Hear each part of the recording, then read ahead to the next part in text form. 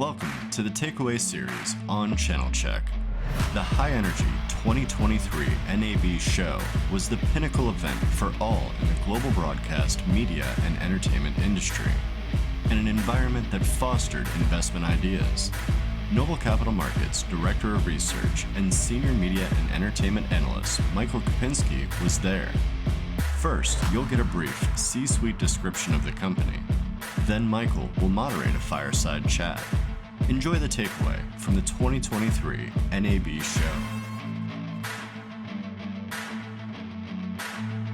Zack, thank you for joining us today. Greatly appreciate it. First of all, why don't you start by talking a little bit about the company, give us a little bit of your background, and let's start there. Yeah, so Super Hi-Fi was created on the premise that we can help to transform the radio industry by giving them access to extremely advanced technology and tools that allow them to save money, to do more with less, to take back control, and to honestly increase the overall quality of what it is that they do. And most importantly, to be able to transition into the digital future that's rapidly coming for the entire industry. And so we're a digital first company that's been building very advanced artificial intelligence tools for the past 6 years. And now we're really helping to unleash those tools and offer those up to our customers to make major change. So Zack, why don't you tell us a little bit about yourself and what brought you to this point with your company? Sure, my team and I actually have been working together for almost 23 years. We're the former senior executives of Virgin Digital, which was Richard Branson's global digital music platform group. And so we had a whole series of products that we brought to market back in the early 2000s, including Radio Free Virgin, which was one of the first internet radio services really successful for its time. When we left Virgin around 2008, we set up shop as a digital agency helping other companies to do what basically Richard had done with some of his Virgin properties, basically digitizing people's analog businesses. And some of the companies that we did that for would be CBS Radio, helping to build their national streaming platform, AOL Radio and Yahoo Launchcast, back when those were brands that really mattered. One of the most successful products and one of the ones we're proudest of was one of the first digital music services built into a handset and built into a rate plan for Cricket Wireless, which was actually for low-income customers who didn't have computers or credit cards. That became one of the most popular digital music services until Cricket was ultimately sold to AT&T. We've done a lot of very high-scale, very advanced technology development, but usually for entertainment-oriented consumer products. About 6 years ago, we really saw a gap in the market. The gap was on both sides of the radio equation.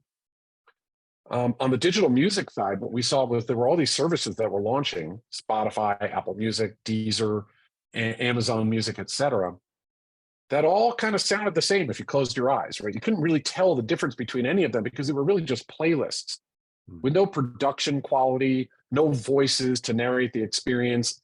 There was really kind of nothing distinctive about it. You're really just kind of listening to the artists themselves. We thought that bringing radio-like technologies and radio-like experiences over into the digital space could have a really big impact, helping those companies to differentiate themselves from one another and to give consumers more compelling lean-back listening experiences. So that was the digital side. On the broadcast side, we saw that the radio companies were basically stuck using technology that had been designed for a 1995 world. Non-cloud-based, requiring it to be run on a PC in a studio with the same paradigm for managing radio experiences that had existed for the past 25 years. And where all the energy and activity and innovation was on the digital side, those products were really designed just for the studio. And we thought that a technology that kind of sat in the middle, that gave digital music services more radio-like experience capabilities and gave broadcast radio operators the ability to compete more effectively in the digital domain, that was a real gap. And those two worlds needed to kind of bridge, if you will. We felt that it was going to take very advanced artificial intelligence to create that bridge.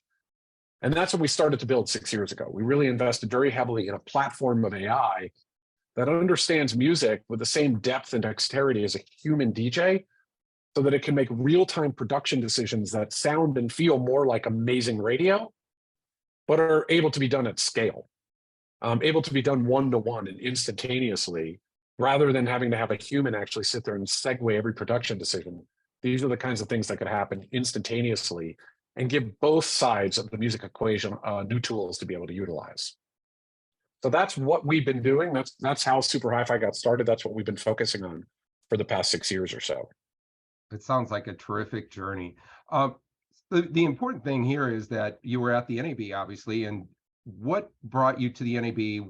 Obviously, we kind of know that a lot of radio companies were there. I would assume you were talking to them, but kind of just chat about your experience at the NAB this year, and as a segue, and then we'd like to talk a little bit more in depth about your business. Yeah. So what brought us to NAB was our trajectory has been, first, we started with just digital music services. So we started to power companies like iHeartRadio on their digital side. We worked with Sonos to build up the Sonos Radio experience, or the pure digital experience, Peloton for their fitness experience, and many other companies like that. Over time, our customers started to become the broadcast companies themselves that wanted us to help power their online experiences. So moving from digital music services to online radio experiences.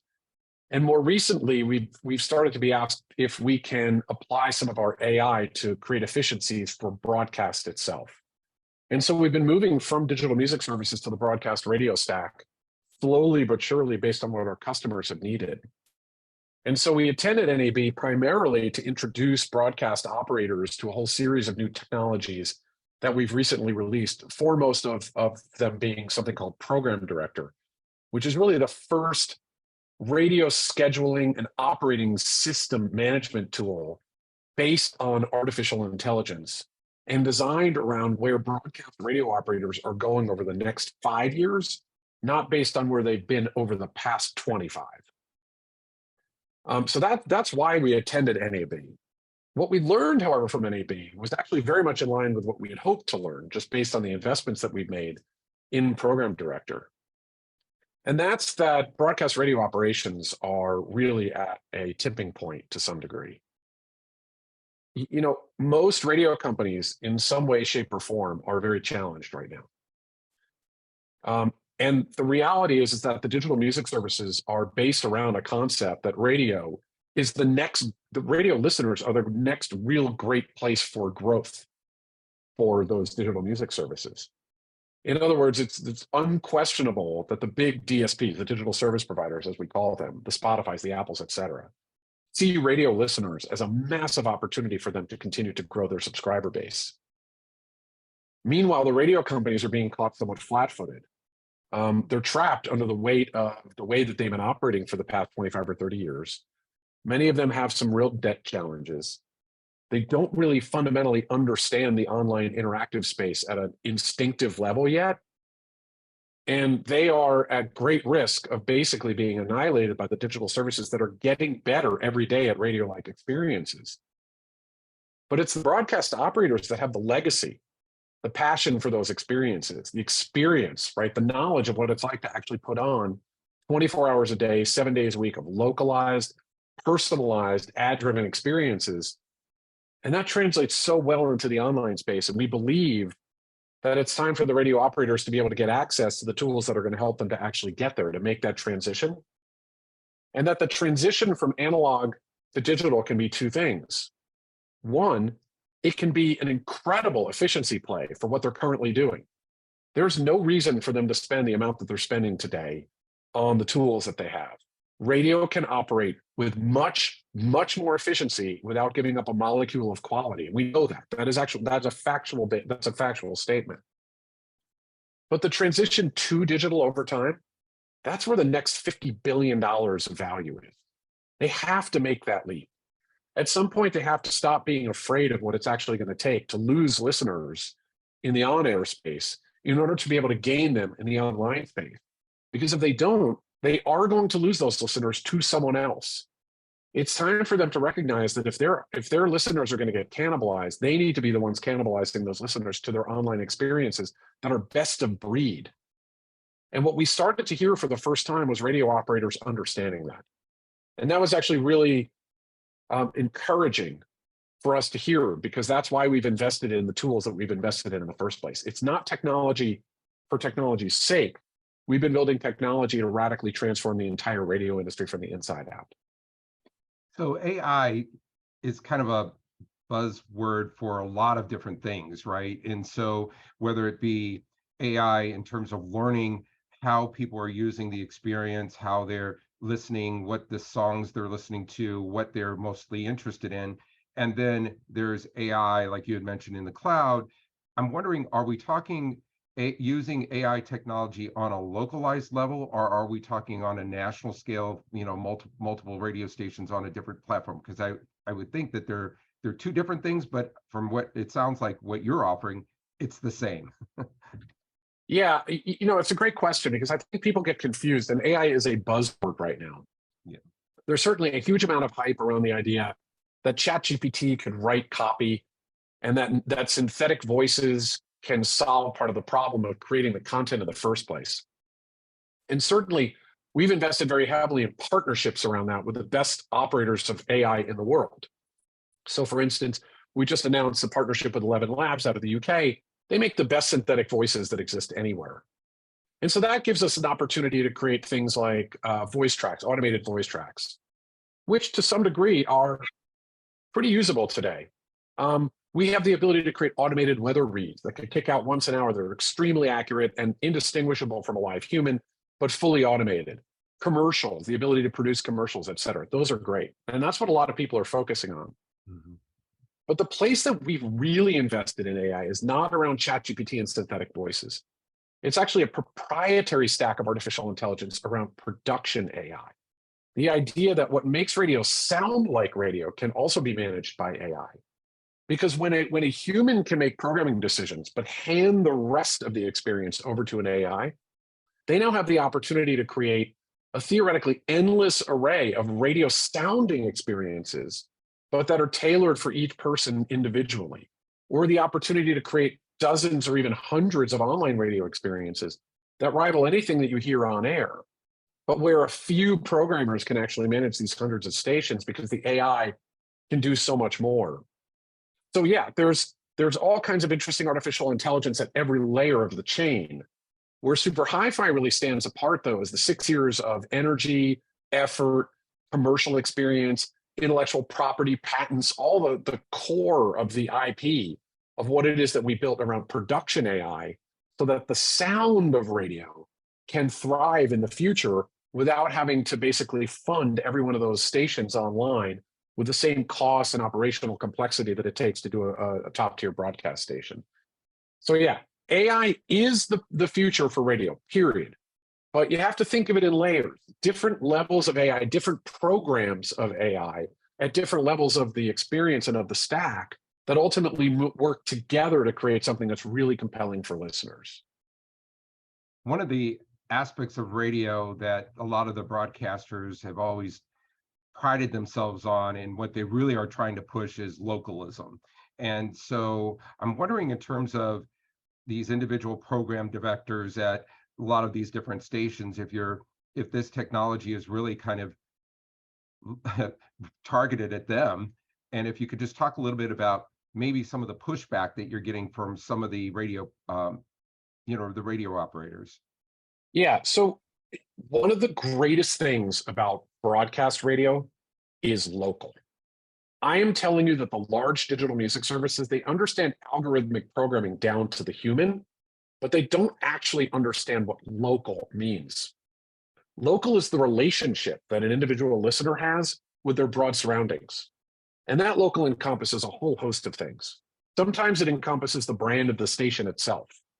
Sometimes it's just the fact that there's local news or information that could be relevant to that listener.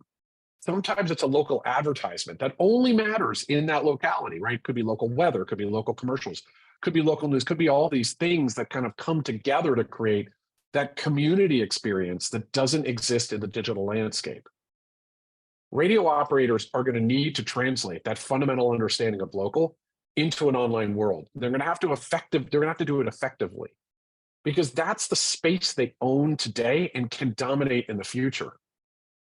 But in order to do that effectively, they're going to need artificial intelligence tools to help them to do it efficiently. Because local can mean different things to different people. And we are, over time, going to need to work with our broadcast partners to give individual listeners the kinds of individualized experiences that they're used to in the digital space, but that radio can then infuse with the kind of production and local experiences that exist in the broadcast space. And that combination is something really, really exciting. And I'm going to ask you, so that's our vision, right? That's what we see, believe, that's what is going to happen. But you asked a different question as well, which is, what are we hearing from our broadcast partners? We hear two things. We hear enthusiasm and excitement. So that's broadly what we hear from people, right? People who run radio companies, they love radio. So the thought that radio can play an important and impactful role in the future of digital is just plain and simple. It's just exciting. There's no drawback to that conceptually. And on a positive note, we're also hearing that some of these efficiencies that we're talking about are starting to become very attractive to people in the broadcast space, whether we're replacing their entire tech stack, or we could just help them do things like overnights that sound like there's somebody that's crafting every minute of the experience, but really it's an AI kicking out production that they could just play through their existing systems. We're getting a lot of real excitement there. The other side is fear, because the reality is that radio operators know how to do radio the way they've been doing radio the past 30 years, and anything that changes is terrifying. They don't really fundamentally understand what that even means. And for everybody who's listening online versus on the broadcast dial, that's one fewer person that can be targeted by a diary or a portable people meter device. And that means the potential shift of advertising dollars pretty dramatically. And that is not an attractive option for a lot of operators, a lot of broadcast operators, because they're already under so much pressure. What does it mean when they have fewer listeners to go out there and sell? What I would argue, though, is that they don't have a choice. That deterioration of listening is going to happen, either because of them and the choices that they're making to move people into a new innovation-led future, or it's going to happen to them from others who are going to be dragging those eyeballs and eardrums away. And I think we're starting to get to a point now, after 6 years of telling this story, we're starting to get to a point where the broadcast operators understand that. It doesn't mean they've decided what to do with it yet, but ultimately they've started to recognize that this is a real challenge. And I'll just share, look, at the very high level, most of the large broadcast operators are in exactly the same place as one another.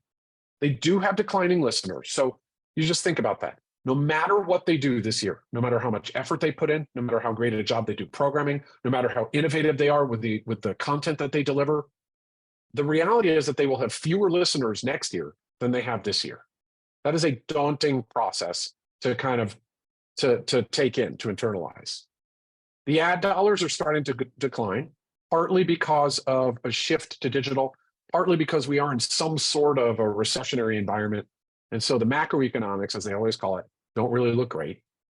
And also, as you get up the food chain and the size of the stations, the debt load is starting to really hurt, and the fundamentals of the models don't really pan out. They don't pencil out very well. You put that all together, and it's a terrifying thing. The answer is radical innovation. The answer is for the companies not to keep doing the same things over and over again that got them in the situation in the first place. The answer is to adopt new strategies, new methods for operations, be much, much, much more efficient, be able to manage all of your music experiences and other experiences from a more centralized location. Unfortunately, they're going to have to start giving up some of their local studios because they don't have to have them anymore. There's a way to centralize a lot of that, centralize their production, centralize their advertising sales to some degree, and leave a very, very rich and robust focus on local advertising in the regions that they operate in.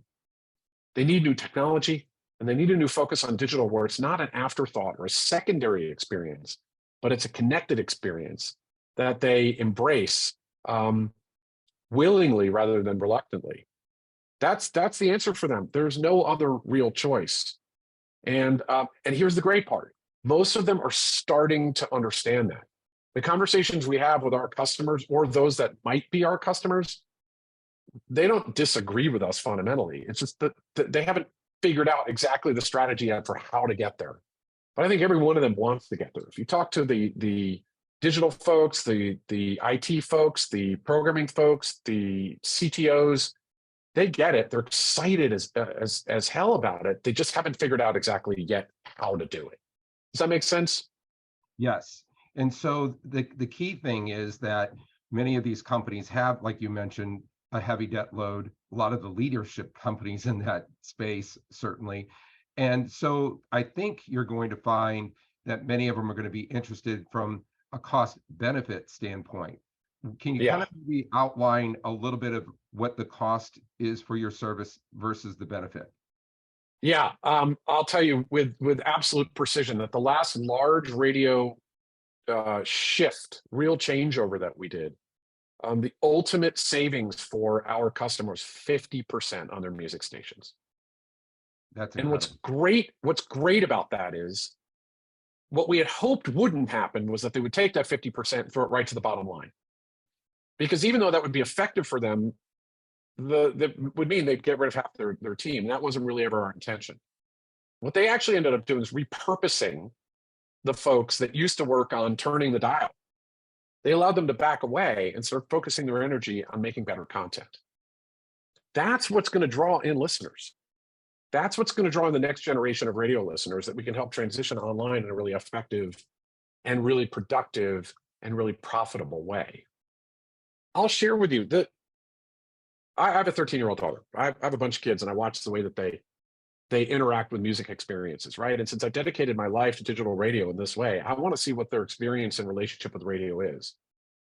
I'd say my 13-year-old is probably the most engaged with music experiences. It's just consumes her. She's constantly finding new music. She knows everything. She's 13 years old and she listens to AC/DC. I don't understand how she does that. And yet she listens to everything else that's modern and new and updated as well. She never listens to the radio. And if I ask her why, she'll tell me they don't play what she wants to hear. And maybe it's just that radio companies have figured a 13-year-old is not a great, it doesn't really help their demographic profile when they're out there selling to the agencies and trying to get some big advertising deals going. But the challenge is that they're losing her as the next generation of people that they're going to want to advertise to. And they're ignoring her completely, and they're doing it at their peril. So you kind of look at, I look at her as she watches TikTok religiously. And where does she go from TikTok? She goes to Spotify. And where does she go from Spotify? She actually goes to Apple Music, which is kind of odd that she does 2 subscription services.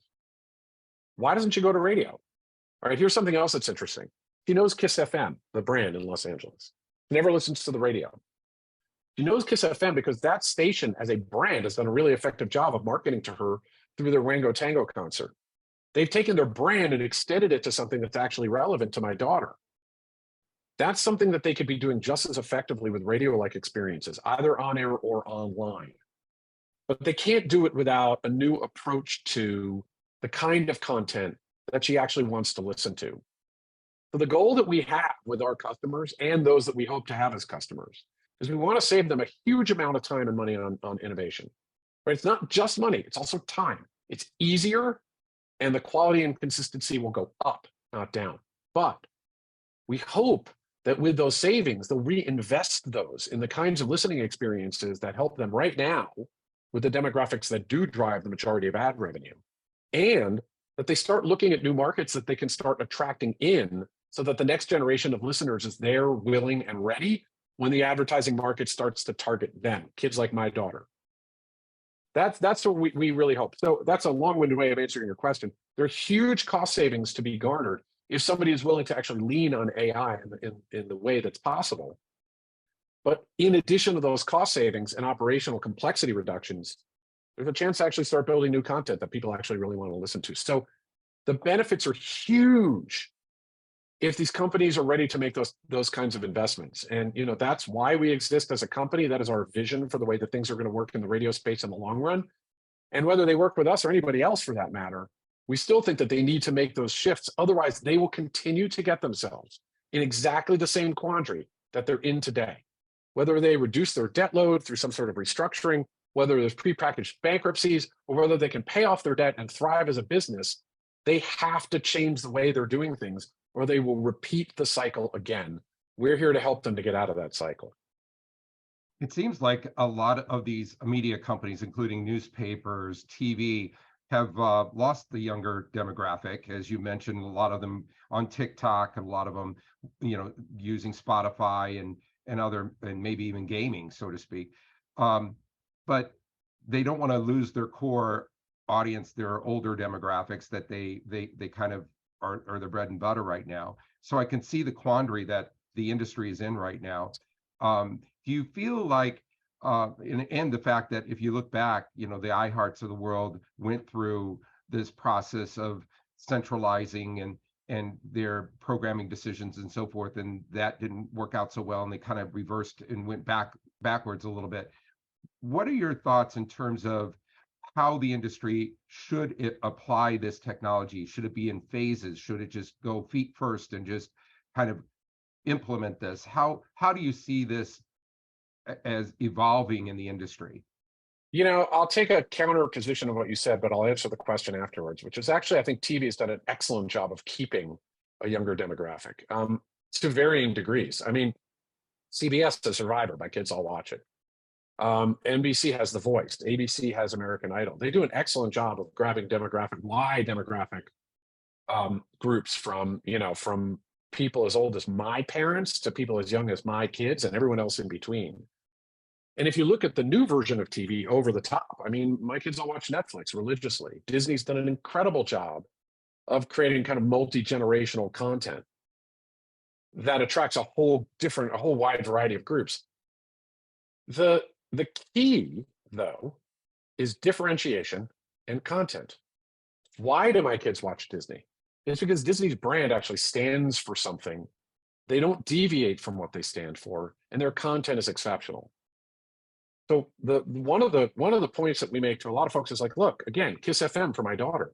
Kiss FM's brand is exceptional. They have an opportunity to widen the aperture of how that brand connects with consumers multi-generationally really easily.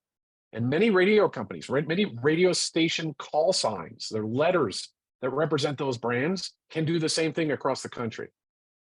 Content and differentiation. Those are the things that really matter in the long run. And I can go through, if we had 2 hours, I could go through a whole laundry list of proof points about how that's worked for international Fortune 500 brands for the past 50 years, from Harley Davidson to Cheerios to National Geographic and many other brands that are multi-generationally valuable because they understand their brand and they understand differentiation and they understand content. But to your specific question, which is how should they do it? For every company, it's going to be different. The reality is that if they want the maximum level of efficiency, they're going to have to dive into the deep end of the pool and learn how to swim. For those companies that just want to experiment with it, that want to dip their toe in the water, that's possible too. Today, for any radio company across America, we can hook them up with a service that sends them incredibly well-produced, accurate, extremely human weather reads with sponsorships at the beginning, totally configurable 24 times a day. 100 times a day if they need to. It's instantaneous, it's accurate, it's based on their zip code, and it works right now. That's dipping your toe in the pool. Why? Because they can increase the number of weather reads that they actually have daily. They can increase the accuracy of those weather reads because they're up to the minute based on National Weather Service data. They can increase the amount of inventory that they now actually have to sell because there's more of those reads. And they can increase the production quality because instead of leaning on the interns that are creating these poorly produced localized weather experiences, they can rely on an AI that today does over 2 billion commercial transactions a month. That's the power of the tool. Okay, that's dipping your toe in the water. On the other end of the equation, you've got a company like Sonos, who's built this incredibly popular service called Sonos Radio. It's built into every Sonos speaker that you pull out of a box and plug into the wall. It has 180 stations that are 24 hours a day, 7 days a week, fully produced with really interesting voice tracking and interstitials, all the things that make radio great. Those are in 11 territories. You've got over 2,000 versions of those stations going full time. That's the deep end of the pool. And 100% of the production of that rests on super hi-fi without a single human being necessary to intervene in any of that. Not one. All they have are people that get to program amazing experiences and deliver incredible content. Deep end of the pool. And everywhere in between. So think about it from that perspective. You've got the shallow end, the dipping a toe, you've got up to the waist, you've got in over your head. It's totally up to how one of our customers wants to work with us. We just know that they need AI tools. They need this kind of innovation for them to be able to make the kind of radical transformation that's necessary for them to thrive and in the rightful place as the leaders in these types of experiences, because these are the companies that created it in the first place. They own that space. They should not cede the space to the digital folks that are trying to wipe them off the face of the earth. They can dominate and thrive in that area, and this is kind of how we envision it over the long run. Well, Zach, I really appreciate you bringing Super Hi-Fi to us and introducing us to this new technology. It's exciting, it's really interesting, and I really wish you well and your company well. I think I find it very fascinating, and I hope that the radio industry listens. Thank you very much. I really appreciate the time today.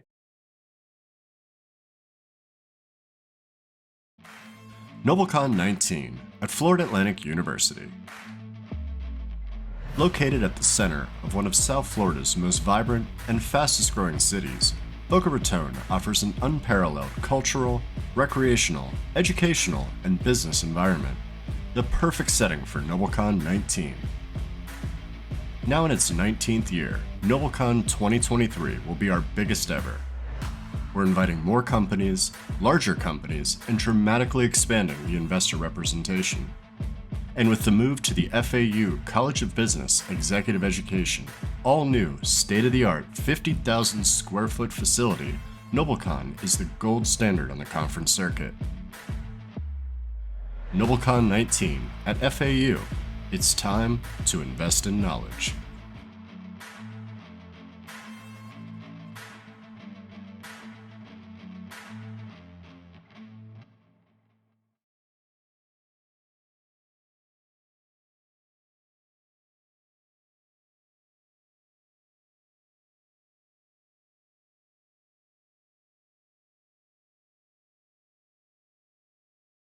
With more than 6,000 small and micro-cap companies listed, if you're looking for the next Apple, then Channelchek truly is your trade. It's an investor community where you can access independent Wall Street research, advanced market data, balanced news, corporate videos, and podcasts. You can even register to attend in-person Meet the Management Series lunches, and to be part of the preeminent annual Small and Micro-Cap Investor Conference, NobleCon. And here's the best news. Since Channelchek is sponsored by the featured companies, premium membership requires no investment. It's absolutely free. So check it out. Log in today. Find out why Channelchek is North America's leading source of research on the companies that just may change the world.